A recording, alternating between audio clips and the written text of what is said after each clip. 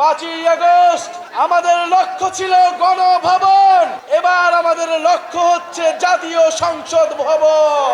আমাদের স্বপ্ন ছিল না কেবল শেখ হাসিনার পতন, আমাদের স্বপ্ন ছিল একটি নতুন বাংলাদেশ। স্বৈরতন্ত্র এবং পরিবারতন্ত্রের অবসান ঘটাতে হবে এই বাংলাদেশ থেকে।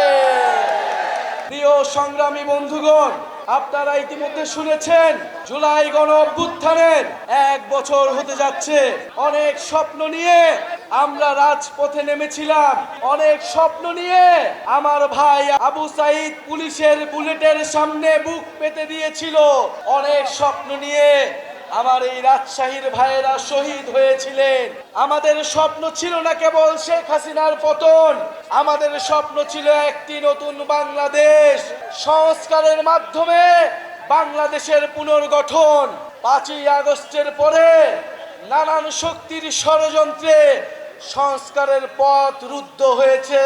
বন্ধুগণ, আমরা স্বীকার করে নিচ্ছি আমাদের ভুল হয়েছিল, আমাদের সীমাবদ্ধতা ছিল, কিন্তু আজকে আমরা আপনাদের সামনে শপথবদ্ধ, এই ভুল আমরা আর করব না, আমরা আর সুযোগ দিব না। যারা এই গণ অভ্যুত্থানকে, যারা এই সংস্কারের যাত্রাকে ব্যাহত করার চেষ্টা করছে, বাংলাদেশের জনগণ তাদেরকে কোনোদিন ক্ষমা করবে না। 5ই আগস্ট 2024-এ আমাদের লক্ষ্য ছিল ফ্যাসিবাদের পতন, এবার আমাদের লক্ষ্য হচ্ছে বাংলাদেশের পুনর্গঠন। 5ই আগস্ট আমাদের লক্ষ্য ছিল গণভবন, এবার আমাদের লক্ষ্য হচ্ছে জাতীয় সংসদ ভবন।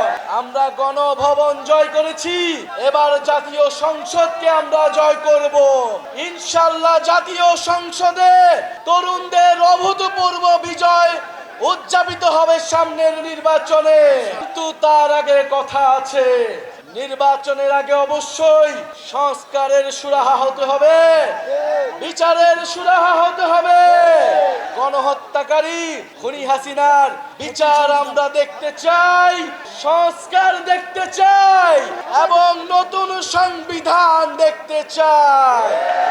এই প্রজন্ম বাংলাদেশের জনগণের কাছে প্রতিশ্রুতি নিচ্ছে যে একটি নতুন গণতান্ত্রিক সংবিধান এই দেশের মানুষকে উপহার দিবে, যেই সংবিধান বাংলাদেশের মানুষের অধিকার নিশ্চিত করবে, যেই সংবিধান ইনসাফ নিশ্চিত করবে।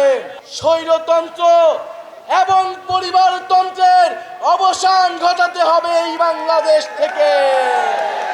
মেধা এবং যোগ্যতার ভিত্তিতে আমরা নতুন রাজনীতি এবং নতুন বন্দোবস্ত গড়ে তুলব।